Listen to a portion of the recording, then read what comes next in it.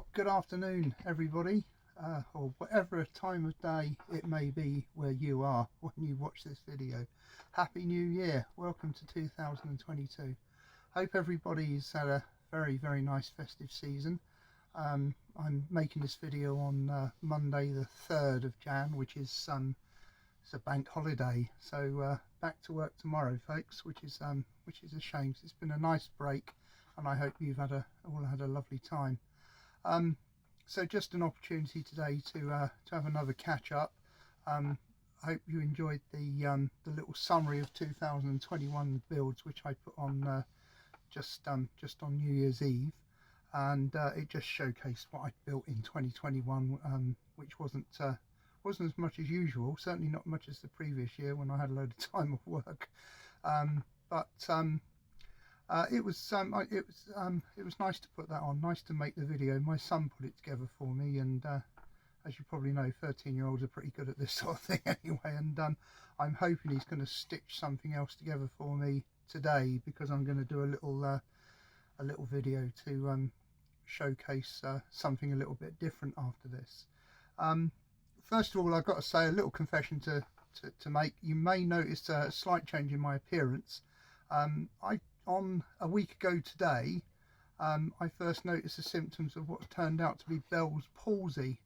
Now, I don't know if any of you have ever had this condition. Fortunately, it's a temporary condition, and it's a situation where a nerve in the side of my face has become affected by a virus. The doctor thinks it might even be a consequence of the old vaccine, but I'd rather have the vaccine and be safe from COVID and put up with this. But essentially, the muscles in the side of my face have caused me to become sort of paralysed, really. So my mouth has dropped and only one of my eyelids goes up. Control of my mouth's difficult. I can speak okay, but eating's blooming difficult. Forget eating a nice big steak or something like that, because one half of the mouth doesn't work. So anyway, enough whining from me, just to explain the slight change in my looks today. And as I say, I'm getting some great treatment from my GP, and hopefully it'll go away soon. Now, look at this. I'm just going to show you a couple of things that I was very fortunately given for Christmas by my lovely family. And something that I did ask for was this little display turntable, and so here it is. I think it's about 7-inch diameter, and it's got a mirror base so you can see the underside of your model. And I put the 1/48 scale Defiant on to just give an idea of the size. So I think my wife doesn't know it yet, but I'm going to take it indoors and put it on the sideboard, clear a few photo frames and candles away, and this can go in its place and showcase my work indoors for all to see. So that's that. I've got it on the low speed at the moment, so it's got a 3-speed setting. There's a little switch on the side, so I can switch it off, and then it goes on to a high speed. It's not high speed enough to send the model whizzing off in all directions, and it's actually not that much faster than the original setting. Barely discernible in actual fact, but it works off 2 C-cell batteries. I don't think there's an option to plug it in with a little transformer socket or anything like that. So, but I should imagine with a little motor like that, 2 C-cells should keep it running for a good while, and I guess you'd only have it on intermittently anyway. So I'll just stop it. So that's with the 1/48 Defiant on, and I'll just put the delightful little Top Gun Mustang on that I built this time last year. So a little 172 fighter actually fits on there really well, I think you'll find. And so I thought that was a lovely gift. I'm really pleased with that. I've wanted one of these for quite some time now, and now here it is. So I think I'll take it indoors with the Mustang on, just to save any little accidents with it getting broken. Just a quick confession, slight distraction this afternoon. Reading are playing Derby and Reading have just scored, so come on you Royals, it'd be nice to get 3 points.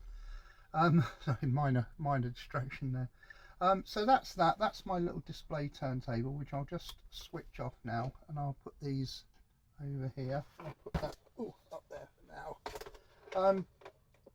Something else that I asked for, I went to the Tank Museum a couple of years ago, and I brought one of those Lasercut MDF sort of what would you call it, a tool caddy or a workstation or wherever, somewhere to keep your tools.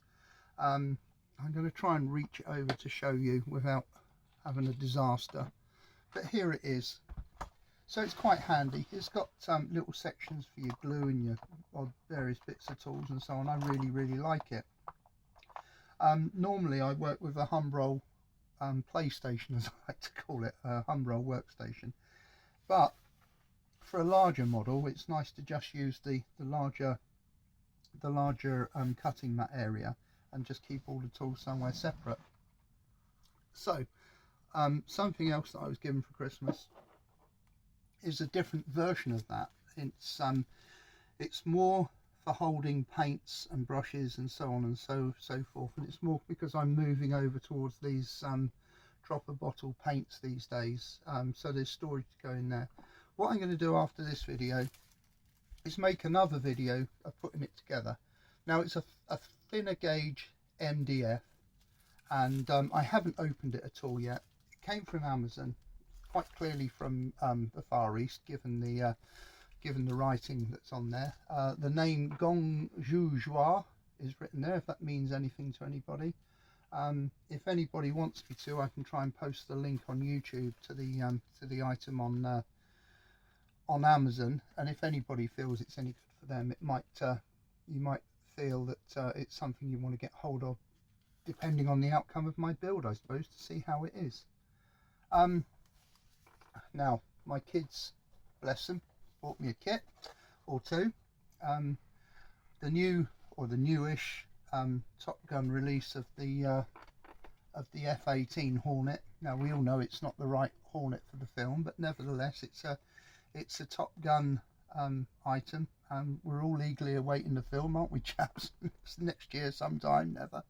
And that means I've now got all of the models in the newly released Top Gun series, and I've already built the Mustang. I think what I'll probably do is buy another Mustang and keep the set as a keepsake kind of thing, so that I've got the Tomcat, the Skyhawk, the F5 as the MiG-28, and what else is, oh, and this Hornet, of course. So it'd be nice to have the whole set just to keep for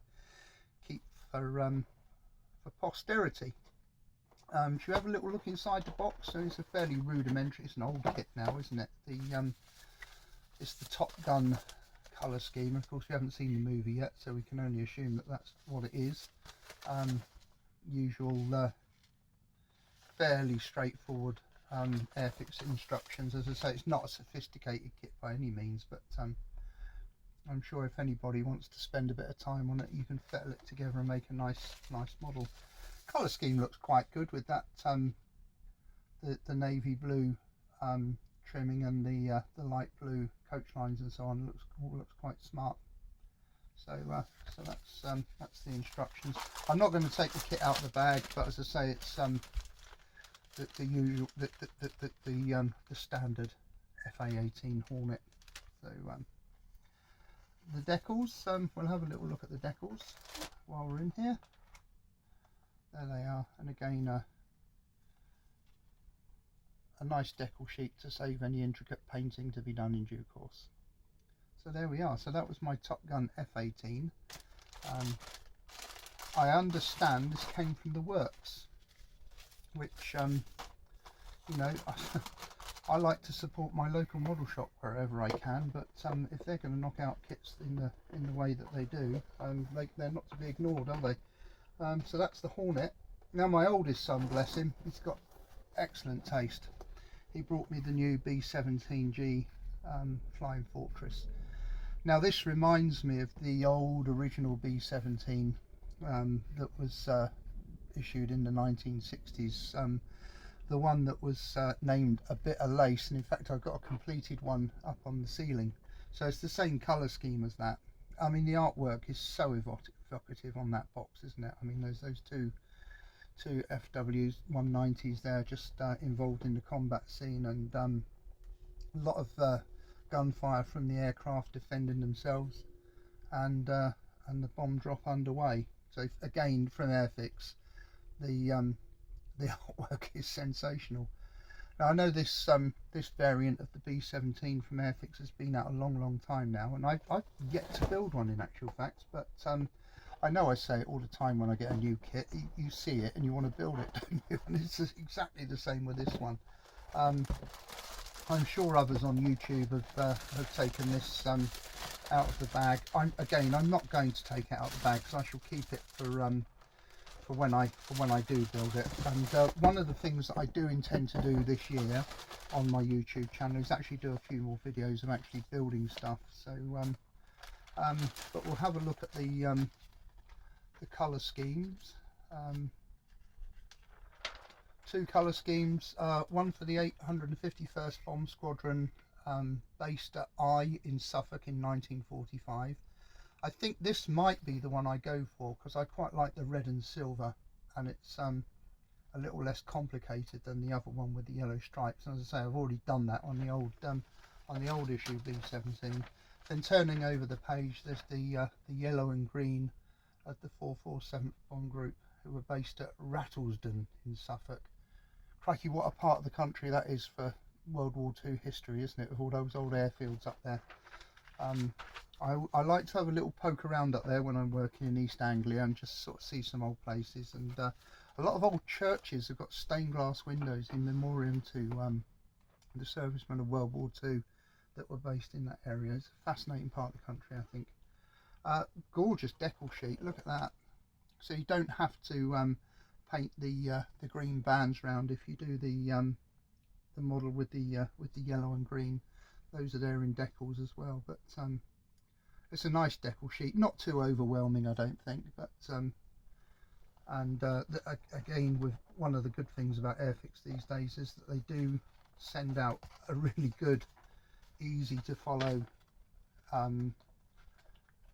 if I can open it, a good sheet to show where all these stencils have got to go on the aircraft. And in my experience with the old Defiant recently, it was worth spending a bit of time putting all those little dots and this, that and the other on to give it the completed look and the accurate finish and so on. It was tedious to do, but satisfying once it was finished, if you see what I mean. So so there we are. Instructions, again, I won't do a page by page kind of feature on the instructions, because I expect you've all seen them before, but clearly set out, and a lot of I love all the sort of prep work of building the frames and the spars and so on inside the aircraft. I enjoyed doing that with that Mark 8 Wellington. Actually, it was a nice part of the build to do. So that's that. Put that back in there nicely. Put the decals back. In fact, what I'll do is I'll put the decals back inside the book to try and keep it flat. So that was Merry Christmas to me. What a lucky lad I am. So that's it for now. A little catch up on that side of things. As I say, I do intend to do more work-wise in my videos for the forthcoming year, and try and put videos out a lot more often. Last year was, as you know, I was away for a few months in actual fact, and I missed making the videos, and which I do enjoy doing. I've set up another camera here. They're only mobile phones, but they've got brilliant cameras on them, so I shall use this camera to film building this this item here, and that's what I'm going to do next. So from this section of the current video from Pete's Plastic Playground, thank you very much for watching for now, and again, Happy New Year and all the best for 2022 at your workbenches, gents.